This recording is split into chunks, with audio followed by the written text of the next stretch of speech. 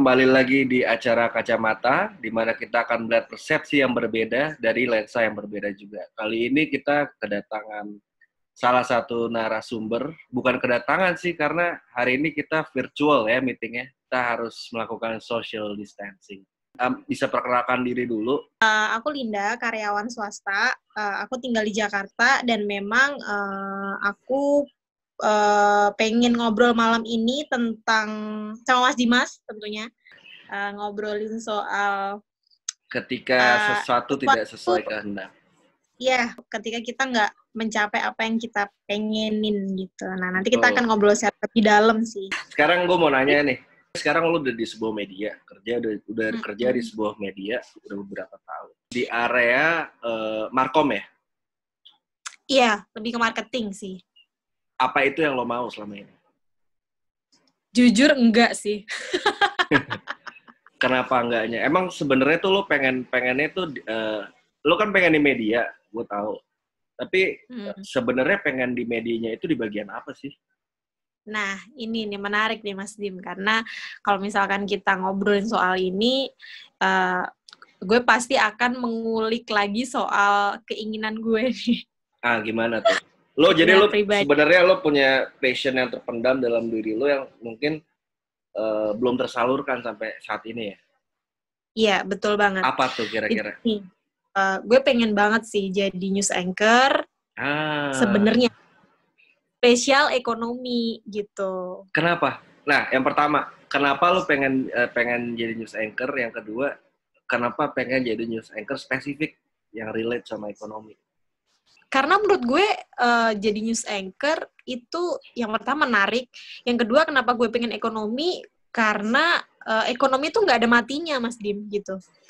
Jadi akan terus dibahas gitu loh, dan akan terus dibutuhkan gitu. Oh, selalu ada isunya artinya ya? Iya, jadi yang ada itu selalu ngikutin dan updatingnya itu lumayan relatable gitu. Maksudnya artinya kalau misalkan gue jadi news anchor ekonomi, misal gitu. Kan bisa belajar banyak juga Mas Dim soal perekonomian global gitu. Jadi alasannya itu. Nah, terus kenapa sekarang malah berkecimpung di bidang yang lainnya?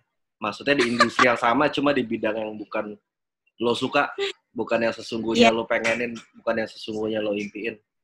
Itu kenapa? Gue juga nggak tahu ya Mas Dim, kenapa gue tuh masuk di media itu justru dimasukinya ke marketing. Sama Tuhannya aku garis bawah ya. Iya, ya. Artinya apakah udah pernah mencoba sebelumnya untuk apply yang sesuai bidang di industri media ini gitu? Atau emang pas keterima di Markom Media ya udah gue terima aja deh gitu. Oke. Jadi sebelumnya emang pernah apply di bagian itu. Kan kalau misalkan stepping stone-nya buat jadi anchor itu kan dari reporter dulu kan, masih reporter lapangan. Ya, betul. Itu selama berapa tahun gitu. Nanti kalau misalkan bagus baru ditarik ke studio buat officially jadi anchor gitu. Nah, waktu itu gue waktu ngelamar di salah satu company gue yang lama gitu, gue ngomong sama external manager gue gitu, gue ngomong gini, Mbak, ini mohon maaf, saya itu apply di sini sebenarnya pengennya di bagian ini gitu, tapi karena pengalaman saya relate-nya ke bidangnya yang kamu kuasai juga, maksudnya di bidang marketing ini, di bidang markom ini, ya udah saya akan mengambil kesempatan ini karena impian saya juga pengen kerja di media gitu. Itu sih. Gue bilang gitu. Desire itu udah sempat desire itu udah sempat diutarakan ya. Udah sempat diutarakan ke external manajerku, dan external manajerku itu juga udah approve nih Mas Dim.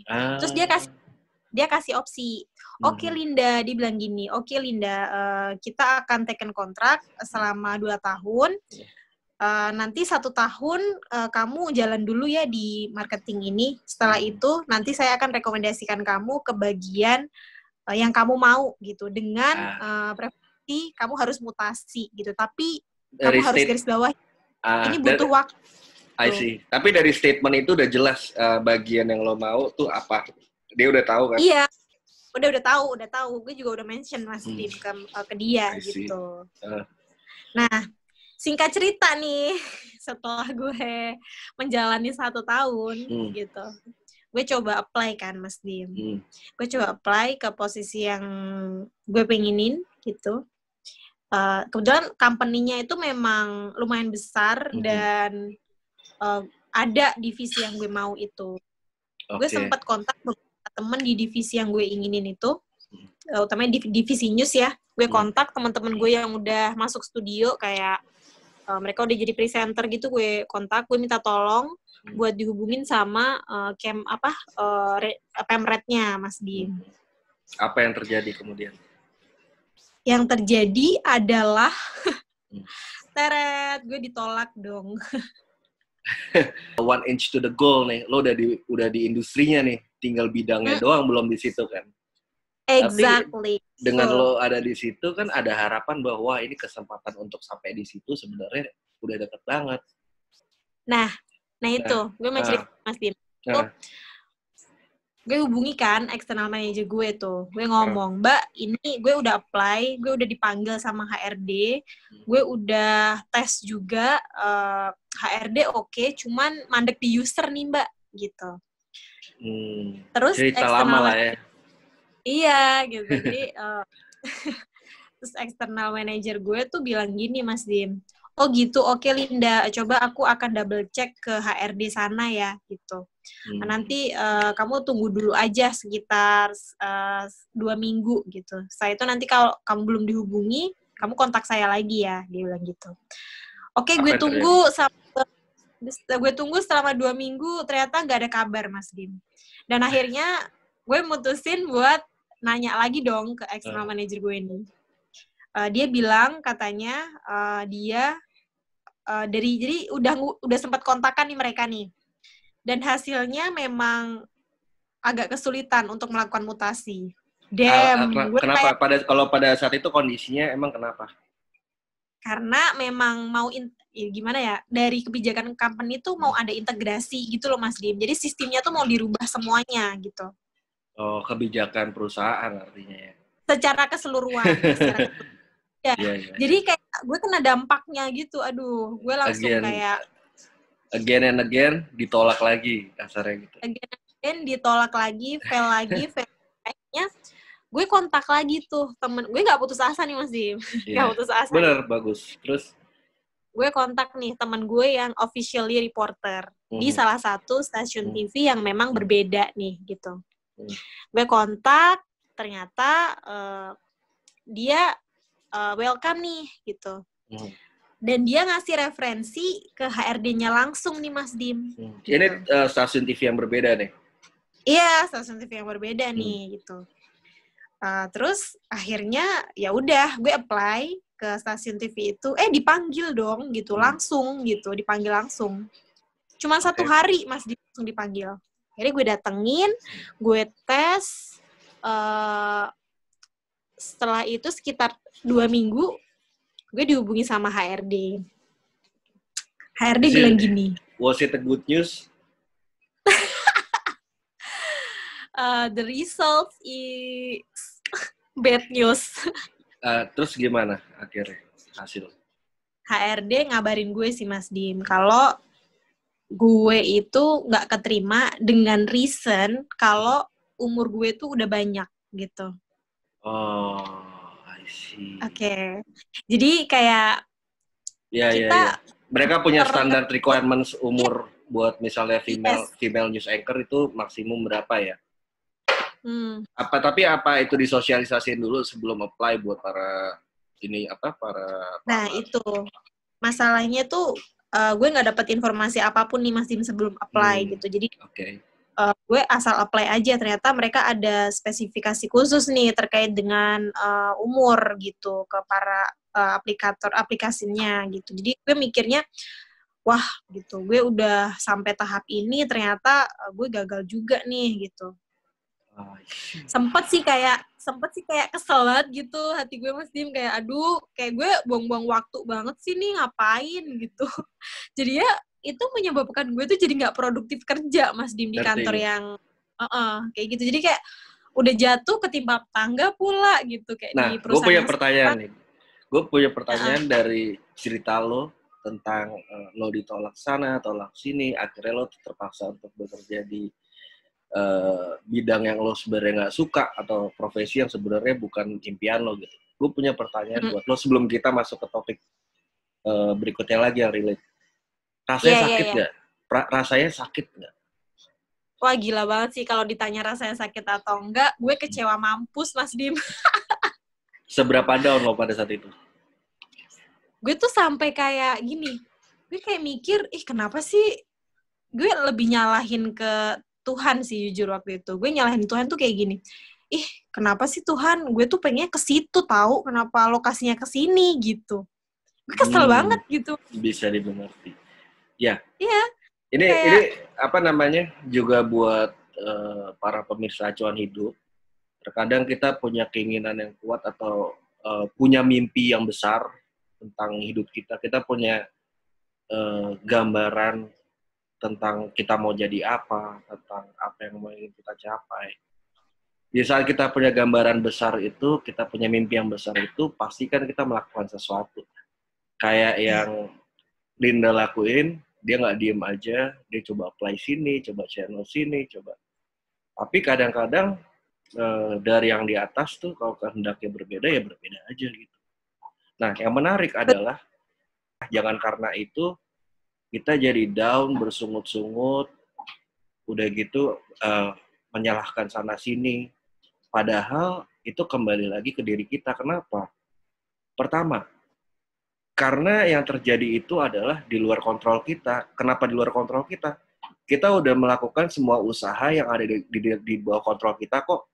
Cari informasi di bawah kontrol kita. Kita wawancara, jawabannya di bawah kontrol kita. Kita berkoneksi untuk bisa sampai ke tujuan kita. Cara berrelasi kita di bawah kontrol kita. Nah, ini juga menjadi suatu pelajaran yang menarik dari perjalanan karir Linda ini, dari ditolak sana, ditolak sini. Itu sangat banyak orang yang mengalami ini, nggak cuma Linda doang. Nah, sekarang kita masuk topik yang menarik, yaitu gimana kita bisa bereaksi setelah itu. Artinya, kita kan kalau dalam kasus Linda ini akhirnya bekerja di perusahaan media, tapi bukan sesuai dengan bidangnya. Dia mengerjakan profesi yang bukan impiannya.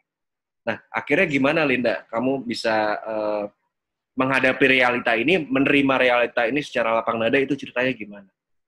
Mungkin bisa di-share. Jadi waktu itu gue emang gini Mas Dim, gue mikir tuh sempet kayak down tuh lumayan lama gitu ya. Kayak gue tuh cerita ke salah satu teman deket gue bilang kayak, gila sih gue udah ngelakuin, jadi perlu diketahui ya teman-teman gitu, jadi gue tuh udah sampai latihan jadi reporter tau Mas Dim. Jadi memang passionnya di situ ya, karena passionnya memang udah well prepare banget buat semuanya gitu, tapi pada akhirnya tuh tetap gagal gitu. Udah gitu. Pada akhirnya gue cerita. Sampai sekarang masih suka latihan nggak? Suka latihan tentang reporting, tentang itu masih suka latihan nggak? Kalau latihan nggak, mungkin lebih ke mengasah cara ngomong ya, lebih ke public speaking.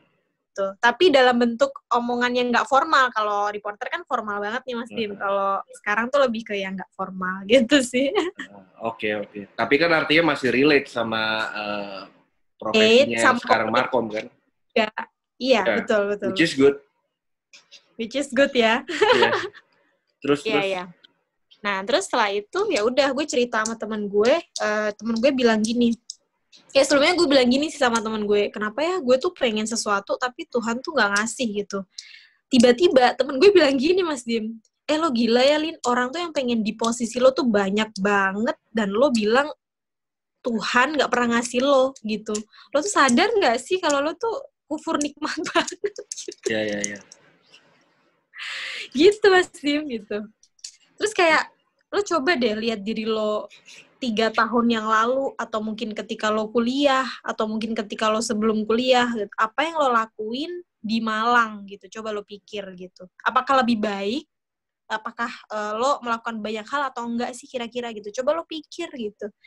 Itu dari situ sih Mas Dim, gue kayak ngerasa oh iya ya bener juga ya gitu, gue udah ngelakuin banyak banget hal nih, sebenarnya gue kurang menghargai diri gue sendiri nih, gue terlalu menuntut banyak nih gitu, Di kayak gitu situ sih. mulai sadar akhirnya.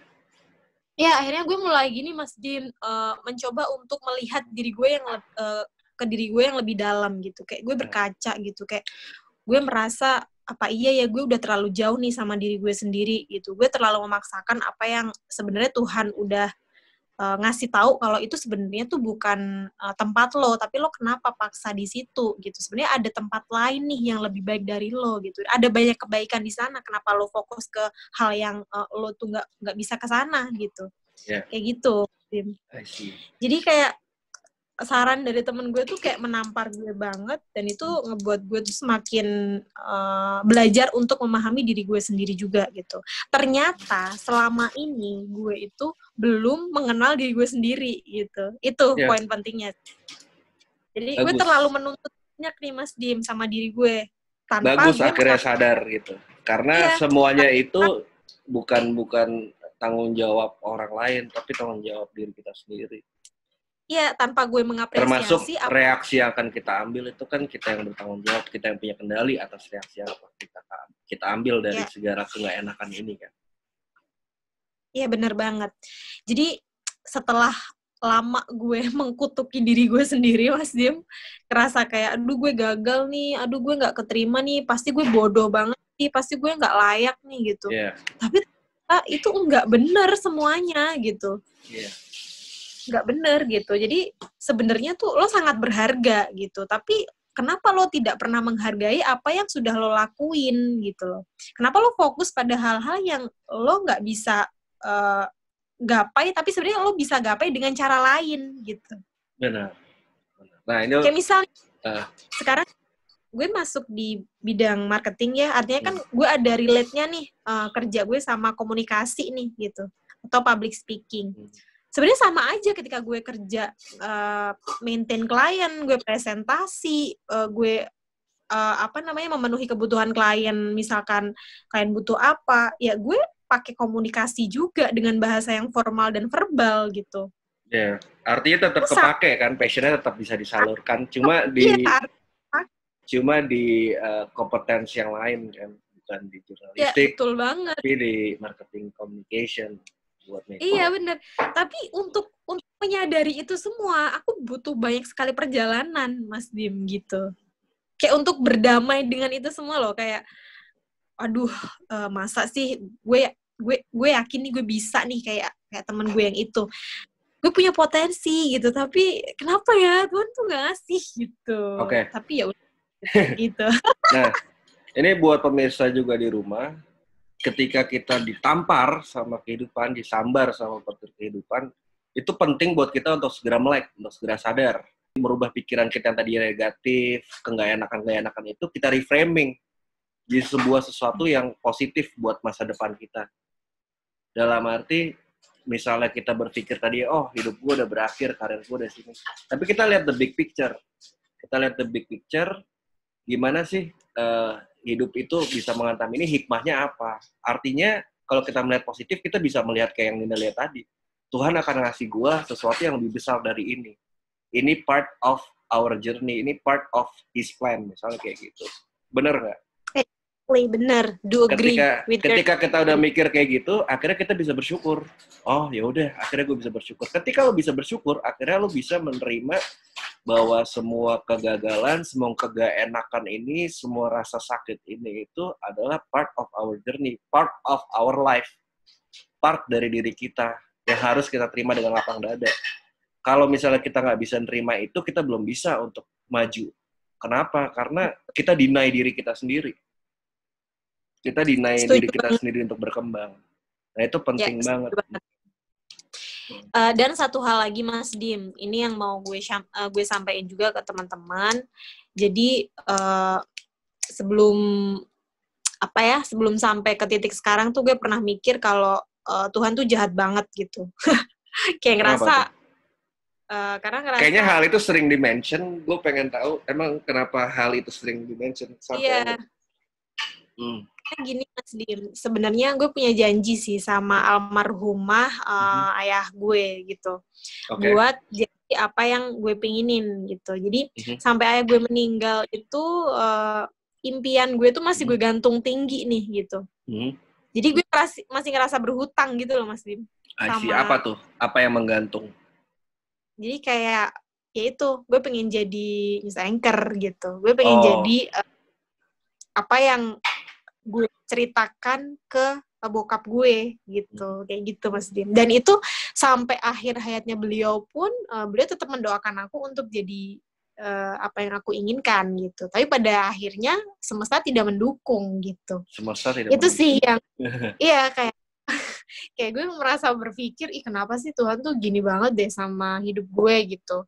Kayak gue tuh sebenarnya bisa dan boleh punya perasaan kayak gitu. Itu kalau jangan ditahan, kalau emang harus keluar, perasaan itu kan keluar aja. Tapi jangan sampai terlena. Kalau terlena, betul. Nanti akan ada tindakan-tindakan yang nggak masuk akal. Cukup aja biar perasaan itu lewat gitu.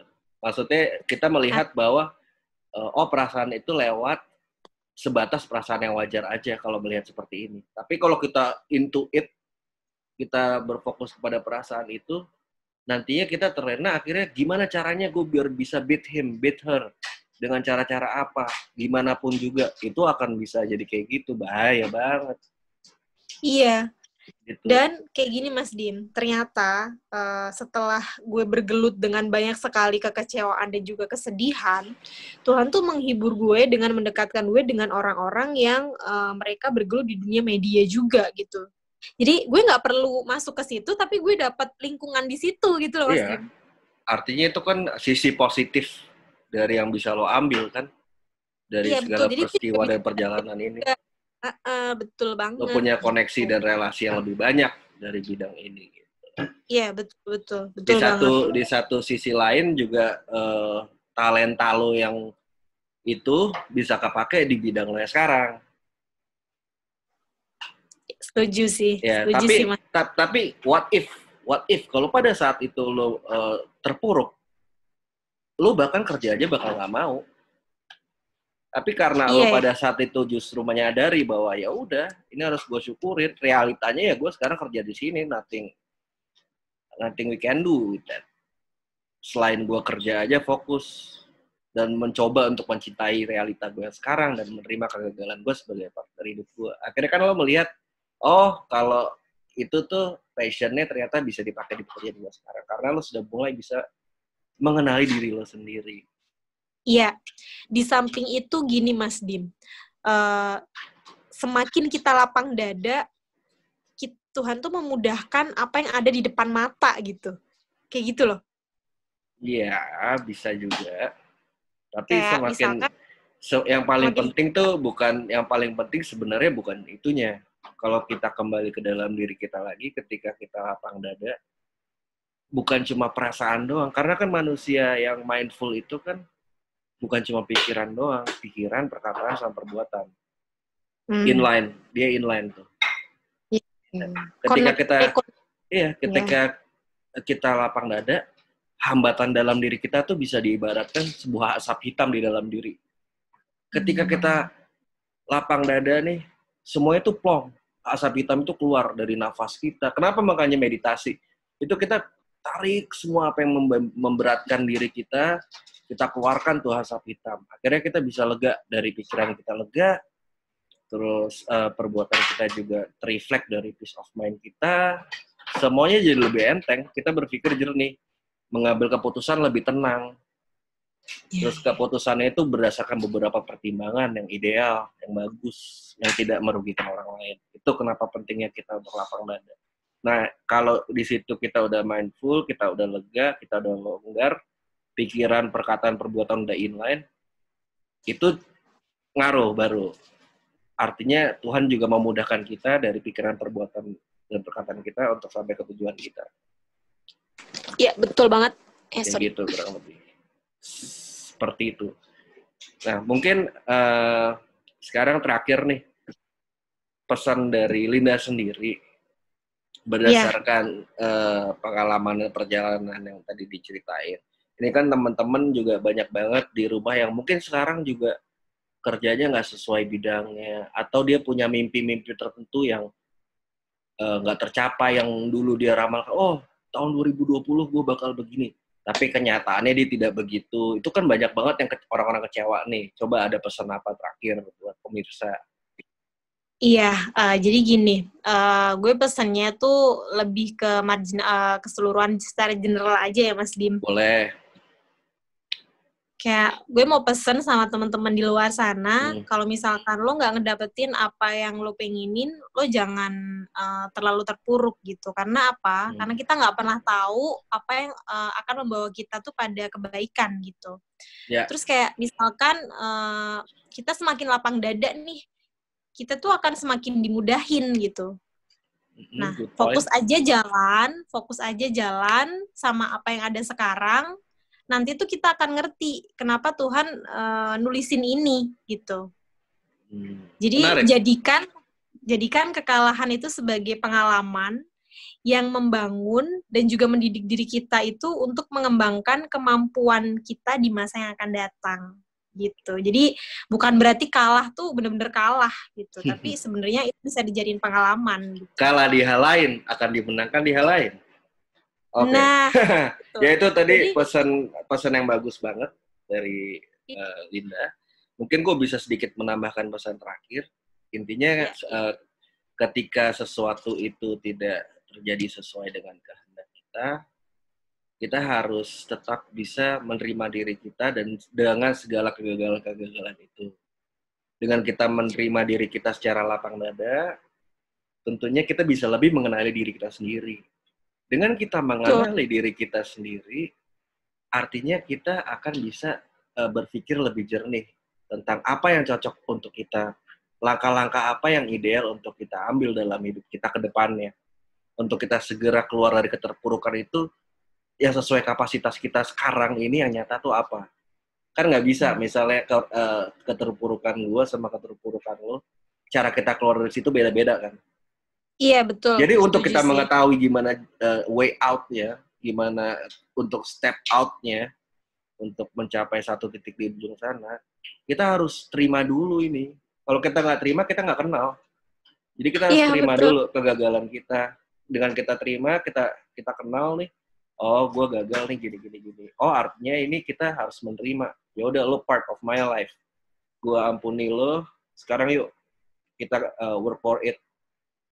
Tapi lo tetap harus gandeng, nggak boleh lo deny gitu. Oke. Kita dikasih kesempatan juga sih Mas Dim ya untuk lebih mengenal diri kita sendiri juga gitu. Iya, oke. Good. Ini menarik banget emang pembahasan kali ini tentang sesuatu yang tidak terjadi sesuai dengan kehendak sama Linda juga yang pengalamannya patut kita apresiasi, perjuangannya ditolak sana sini, dia tetap bekerja, akhirnya bisa mencintai pekerjaan dia. Oke. Sekian episode Kacamata pada minggu ini. Sampai berjumpa lagi di episode berikutnya. Kacamata, melihat persepsi dari lensa yang berbeda.